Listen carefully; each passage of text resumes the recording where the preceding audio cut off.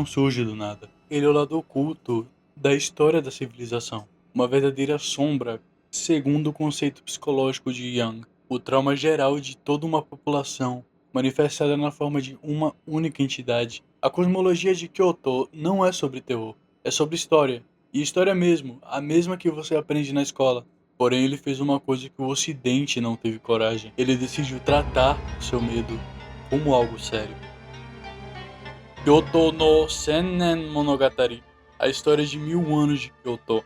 Somos recebidos no jogo com um grande texto que nos explica o porquê de no ano de 794 a capital Nara, na época Heijō-kyo, com Kyo significando capital, foi mudada para Kyoto, na época Heian-kyo, sendo que Nara era a capital do Japão desde o ano de 710 e não aparentava, pelo menos para a população média desse período, um lugar com problemas suficientes para justificar uma mudança de capital. Geralmente, a mudança da capital de um país costuma ser uma coisa no mínimo turbulenta, e os países costumam fazer isso apenas em realmente ocasiões em que essa é a única opção, como por exemplo aqui no Brasil, onde a nossa capital, Rio de Janeiro, foi mudada para Brasília em decorrência da Segunda Guerra Mundial, pois invadiram a cidade que fica no perfeito centro de um país.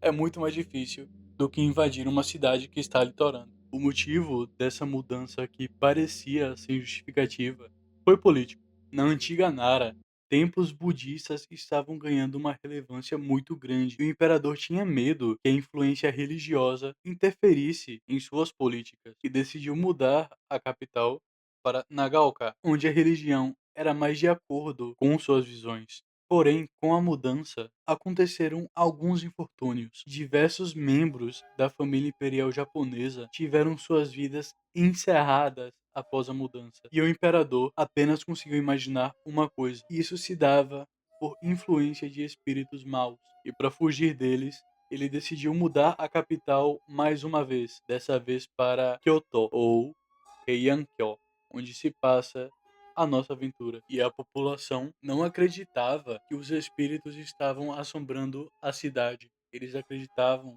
que os espíritos estavam assombrando eles. O jogo começa conosco no meio do nada e o Hulk magrelo está dormindo do nosso lado. Para prosseguir no jogo, nós temos que subtrair as roupas dele e seu dinheiro. E este narcisista somente permite que a gente siga em frente depois de se olhar no espelho. E após isso, nós temos que derrotar um pequeno Oni que estava carregando consigo um amuleto. E esse amuleto serve para identificar uma pessoa que pode subjugar espíritos maus. E por mais que nós tenhamos acabado de subjugar esse Oni, nós não somos dignos de carregá-lo. Então vamos guardá-lo para devolvê-lo para seu verdadeiro dono, um samurai de verdade. A gameplay desse jogo é bem simples. No lado central superior da tela, nós temos a nossa direção, que está escrita em kanji, mas indica os 4 lados dos pontos cardinais. E no lado superior esquerdo, nós temos um sumário da referência histórica do local que estamos vendo, uma vez que esse é um jogo educativo, assim como esse vídeo, onde nós iremos aprender a origem do medo e o terror que era viver no Japão medieval. Essa estrutura em nossa frente são os portões Rashomon, que foi palco de vários eventos históricos que nós podemos checar no sumário que eu acabei de mencionar. Um dos fatos marcantes sobre esse local foi que ele foi o cenário inspirador do filme Rashomon, que foi um dos filmes mais relevantes do Japão. Tanto que ele foi o criador do gênero midiático, onde o mesmo evento é apresentado no ponto de vista de várias testemunhas diferentes. E não existe uma verdade absoluta sobre o caso, mas sim a interpretação de cada parte. Essa é a premissa de The Usual Suspects, The Last Duel e Deu a louca na Chapeuzinho Vermelho, que eu não farei piadas a respeito, pois eu já roubei coisas demais do Mateus 505. Nossa entrada nos portões é negada, uma vez que os habitantes estão com muito medo de acidentalmente darem passagem a algum Oni. Então, a nossa única chance é checar os lados. Ao nosso lado direito existe um samurai que pede para que nós saiamos do meio do nada e entremos na cidade, pois esse país está repleto de Onis. E ele não está errado. Após sentir uma presença maligna, ele nos pergunta se sentimos algo estranho e respondendo que sim, um Oni se revela à espreita, tentando nos atacar, ele é derrotado. E percebendo que não vai conseguir consumir um forte guerreiro, ele foge. O samurai agradece nossa ajuda e nos agradece nos dando a espada Cortadora de Barbas. Eu devo admitir que esse nome não passa muito respeito, mas ela certamente tem esse nome por algum motivo. Após esse ocorrido, os portões vão estar abertos. Mas mesmo que nós não tivéssemos encontrado o nosso amigo Watanabe no Tsuna, que foi uma figura histórica real, ainda seria possível acessar a cidade seguindo uma kitsune que nos revela um buraco na parede à esquerda. As raposas são consideradas uma coisa fofa hoje em dia, mas elas eram motivo de muito medo no passado. As raposas comiam os animais que garantem o sustento das pessoas, e isso fez ser criada toda uma demonização em cima delas.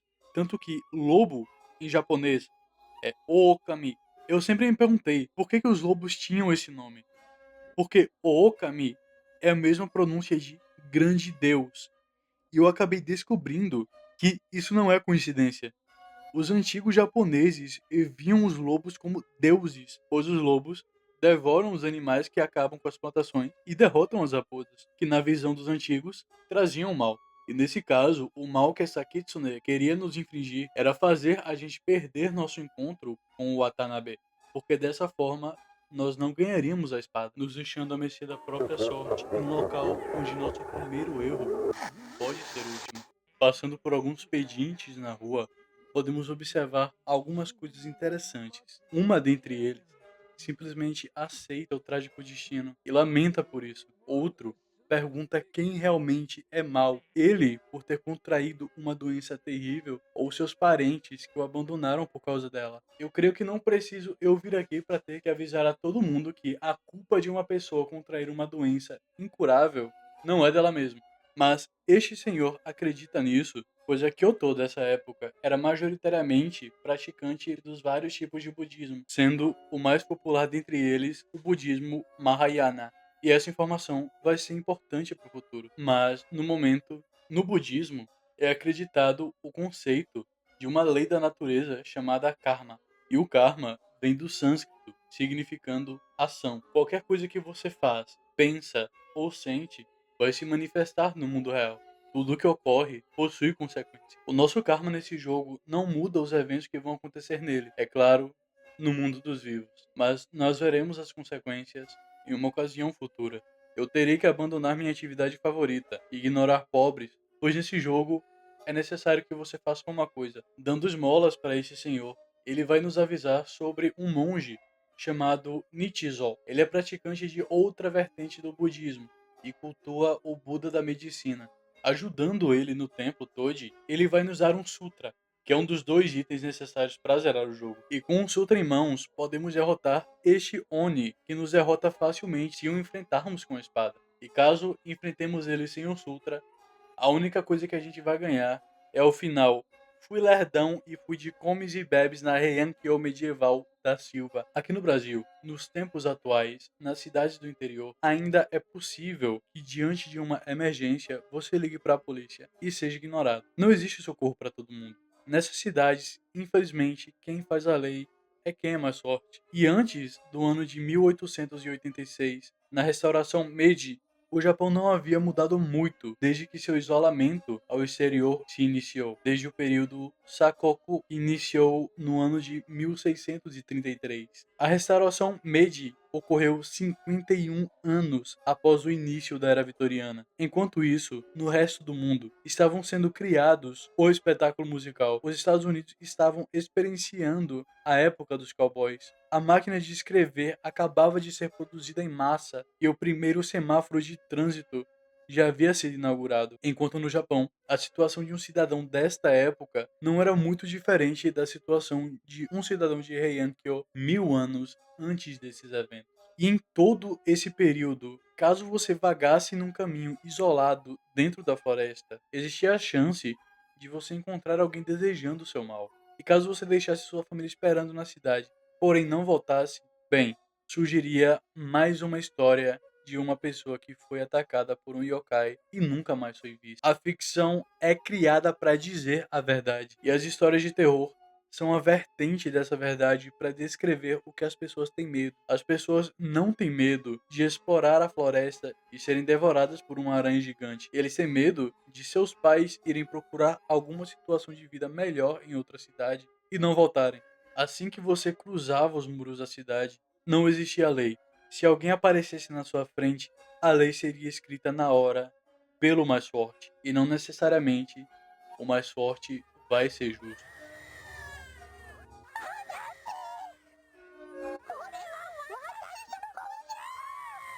Existe uma cena de duas mulheres brigando por um bebê, e caso você corte uma, a outra sempre se revelará sendo uma kitsune. E após se revelar, essa kitsune irá fazer o pior.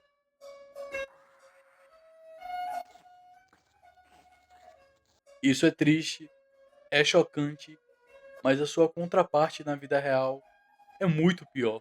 No mundo antigo, a M infantil era uma coisa muito recorrente e quase sempre era associada a espíritos maus de pessoas que já partiram, demônios e maldições. Aqui no Nordeste, onde eu vivo, existem muitas lendas e a principal vítima delas são as crianças, que muitas vezes se afastavam de casa e tinham um destino trágico. Iam catar lenha e eram surpreendidas por algum animal ou simplesmente eram vítimas de violência.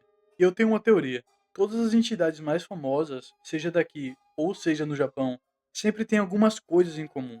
Algumas delas sempre prosseguem fazendo algo em específico, como por exemplo fazendo um som único ou tendo um alvo com certas características, como as preferidas. E essas coisas me parecem muito com o modus operandi de um serial, por mais que o serial tenham, ao longo de suas vidas, não muito mais do que algumas dezenas de vítimas, nesses períodos, a população mundial era muito menor. Em Kyoto, que era a capital da época, a estimativa era 100 mil habitantes. O vídeo Ser Gamer do Zangado tem 20 vezes essa quantidade de views. Um vilarejo pequeno deveria ter por volta de umas 600 pessoas. Essa é a literal quantidade de alunos da minha escola do ensino médio. Se 10 crianças sumissem, as pessoas iriam começar a notar padrões. O instinto humano de tentar achar uma solução para tudo se manifesta. E assim nascem as soluções para conter eles. Como na China, nós temos o contar arroz para obrigar os vampiros a pararem de te perseguir para contá-los. No Japão, temos as flores de wisteria para espantar os onis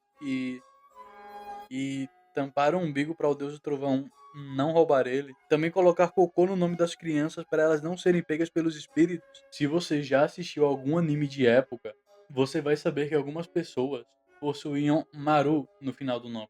E bem, Maru significa fezes. E esse final Maru era dado como final de nomes falsos para crianças até a primeira infância passar. Por mais que, para limpar a dignidade das crianças da época, a palavra Maru foi ressignificada para ciclo, na época eles acreditavam que colocar o nome de fezes na criança deixava os espíritos com nojo e faria eles evitarem a criança, garantindo sua sobrevivência. Eu costumava dar risada quando mais jovem, vendo alguns mitos sobre o sobrenatural ao redor do mundo, porque as pessoas sempre fazem as coisas mais aleatórias possíveis para tentar afastar os maus espíritos. Mas agora, sabendo que essas coisas são contrapartes da realidade, a única coisa que eu consigo sentir é uma tristeza muito profunda, porque essas coisas não foram baseadas em lógica, elas foram desenvolvidas na tentativa desesperada das pessoas de salvar seus amados. Bem, eu não queria deixar o clima pesado, então me desculpem, mas eu vou mudar de tópico. Assim como foram criadas formas de você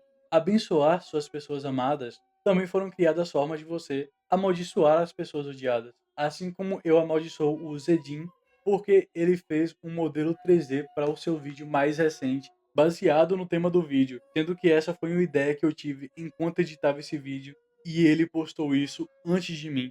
Em uma cena do jogo, um homem importante vem andando e nos pergunta por que que um cachorro parou ele. Então, após dissermos que não sabemos, é chamado um monge para dar a resposta, e ele revela que existe um objeto amaldiçoado por perto, e o cachorro estava fazendo isso por um mau presságio, uma vez que a maldição tinha um homem importante como alvo. E esse monge que foi chamado não é uma pessoa aleatória. Nós temos outro encontro com ele em um evento anterior, onde um idoso com duas crianças pede para estudar o feitiço de Yin Yang com ele. Porém, o monge revela que não existe criança nenhuma e que aquelas duas meninas são na verdade os Shikigamis dele, e rapidamente as exorciza. E esses Shikigamis que ele tinha é o mesmo tipo de Shikigami mostrado em Jujutsu Kaisen. E essa vontade de amaldiçoar também não surgiu do nada. O Japão antigo sofria muito com a corrupção dos nobres para com os pobres, e a vingança desse povo que não era escutado era a religião. Você se lembra dos 6 caminhos de Pain em Naruto? Eles não são uma criação original da obra, eles são a representação do Bhava Chakra, a roda do Samsara, ou o Rinne, como nós podemos ver em Rinne Tensei. Eu falei mais cedo que nós abordaríamos o karma. E bem, esse momento chegou. Não existe exatamente apenas um céu e um inferno no budismo. Existem 6 caminhos que você pode ir. Tendo, o caminho do céu. Caso você tenha o maior karma possível, você vai ser levado para o Tengoku, o país que fica no céu. E nele, você vai desfrutar a sua vida com as criaturas que estão no céu. Abaixo dele, nós temos o Ningendou. E bem, ele não é um caminho pós-morte. Na verdade, ele é o mundo dos vivos, mais especificamente dos humanos vivos. Atrás dele, nós temos o Doubutsu-dou, o caminho dos animais. E nele são englobados todos os seres vivos, que nem são espíritos e nem humanos. Nós temos o Gaki-dou, que é o reino dos fantasmas famintos. Mesmo vendo todas as formas que o inferno é descrito nesse jogo, ainda assim, o que mais me assustou foi o Gakidou. Nele, você é um fantasma faminto e que sempre tenta comer alguma coisa. Porém, assim que você come essa coisa, ela se torna fogo dentro de você. E como você deve ter percebido pelos padrões do vídeo, isso não foi criado do nada. As pessoas eram guiadas para ter uma vida melhor, não para não irem para um destino pior, mas para saírem do destino que elas já estavam inseridas. O Gakidou não é um inferno, porque na época que ele foi escrito, ele era apenas a perpetuidade do sofrimento que já existia. Por mais que sejam dos destinos mais perturbadores do shintoísmo, os Gaki meio que são esquecidos quando falamos do sobrenatural. A única forma que eu vejo o nome Gaki sendo utilizado é como uma gíria para descrever um pirralho, um moleque encapetado, que é chamando ele de Gaki ou de Kusou Gaki. E por mais que a pragmática desse termo seja um pirralho, a semântica é um Gaki de merda, literalmente, o que é um fim bem cômico para um destino tão trágico. Então nós temos o Shuradou. Os Shuras são um tipo de entidade que é inimiga dos deuses e sempre querem vingança ou derramamento de sangue. E o rei deles é Ashura, que é descrito em diversas mídias. Eu acabei esquecendo de falar, mas no começo da cutscene, o Shura aparece com medo dos trovões. E isso se dá porque os povos antigos viam os fenômenos da natureza como anúncios divinos. E na mitologia indo-budista, os trovões são na realidade o bater dos tambores dos deuses, avisando que vão entrar em guerra. E contra quem eles vão entrar em guerra? Contra o Shura. Por isso ele está com medo. E por último, o que é muito provavelmente o motivo de você ter entrado nesse vídeo: o inferno, ou o Jigoku-dou, que é o pior destino que alguém pode ter. Bem, pelo menos 8 dos piores estão aqui, uma vez que existem 8 infernos nessa religião. E uma coisa que é importante de destacar é que nós estamos acostumados com a vida eterna ou a condenação eterna. Porém, no budismo, tudo é passageiro. Literalmente tudo mesmo. Então, até o céu ou até o inferno são coisas temporárias. Por mais que alguns infernos demorem alguns bilhões de anos para acabar. Se ao menos existir algum caminho em que consigamos ir para o céu perpetuamente e sermos livres de ser condenados ao inferno. Bem, ainda nos mantendo no ponto de vista de uma pessoa da época da Heian-kyo antiga, existia outra maneira, que é como foi citada no começo do vídeo. Durante o jogo inteiro, vai haver uma frase que você vai escutar em todas as partes. 上も下も横も前も後ろもどこを見ても完全で心地よくナムアミダ仏ナムアミダ仏 Namu Amida Butsu, ou no sânscrito Namo Amitabha Buda, que se traduz para Eu procuro meu refúgio no Buda Amitabha, ou Eu procuro meu refúgio no Buda da luz infinita. O budismo Mahayana, que é o principal desse jogo, na descrição dos infernos desse jogo, você descobre que é tão fácil ir para o inferno quanto incomodar um animal que não fez nada de mal para você. Então, a alternativa das pessoas que certamente já fizeram alguma coisa dessas, mesmo que sem querer, é buscar que outra pessoa tente proteger ela do julgamento. E para os budistas, quem faz isso é o Buda Amitabha. Este Buda criou em sua mente uma terra pura, onde as pessoas podem meditar eternamente para alcançar o Dharma, que é a iluminação. Quando Satoru Gojo diz que ele é o honrado, ele estava considerando a si mesmo como uma pessoa que alcançou esse nível. E aliás, o Dharma, ou melhor, o Dharma Chakra também está em Jujutsu, e ele é a roda do Mahoraga. E assim como no anime, a roda do Dharma Chakra também faz você evoluir, porém não dos ataques físicos, mas no seu caminho para a iluminação. Eu citei animes e jogos nesse vídeo todo, e isso foi proposital. Eu acredito que se não fosse por esse tipo de mídia, a sociedade ocidental muito pouco teria conhecimento sobre a cultura antiga oriental. Tudo que eu sei sobre a mitologia shintoísta vem de quando eu assistia vídeos explicando a lore de Naruto. E eu acredito que pelo menos metade das pessoas que conhecem a história dessa religião aqui no Brasil tiveram a mesma história. E não só para nós que não tivemos contato com essa cultura, esse tipo de mídia é útil. Até mesmo para o povo japonês, ele é relevante. A cultura japonesa está cada vez mais cética e isso não começou esses dias. Se você perguntar para um japonês aonde ele vai depois que morrer, ele vai responder muito provavelmente não sei, para lugar nenhum ou pro céu ou pro inferno, por causa da influência ocidental. E diante dessa realidade, esse tipo de mídia é uma chave para manter a cultura viva. Eu percebo que eu posso ter sido duro com o Japão durante esse vídeo, e eu gostaria de dar esse espaço para deixar claro que tudo isso já foi superado, e tudo que eu falei do Japão se baseia no que eu conheço do país, pois eu amo ele do fundo do meu coração, tanto que o próximo vídeo desse canal ainda será sobre o Japão, porém visto do ponto de vista do universo de Sekiro. E é claro, com lições para a vida real. Bem, e caso você tenha ficado com medo de algum dos caminhos que podem ocorrer depois da morte, ou deseja entrar num céu que não é temporário, eu venho oferecer para você a graça do Senhor Jesus. Ela é eterna, garantidamente te livra do inferno sem passar por nenhum lugar antes, e você não tem que ficar repetindo sempre o mesmo mantra para conseguir chegar lá. Basta se entregar uma só vez. Eu também gostaria de separar esse pedaço somente para fazer o agradecimento da primeira fanart que eu recebi no canal. Eu fiquei sinceramente lisonjeado e muito feliz. E isso me dá muita motivação para continuar com o canal. Muito obrigado, Lago Chagas.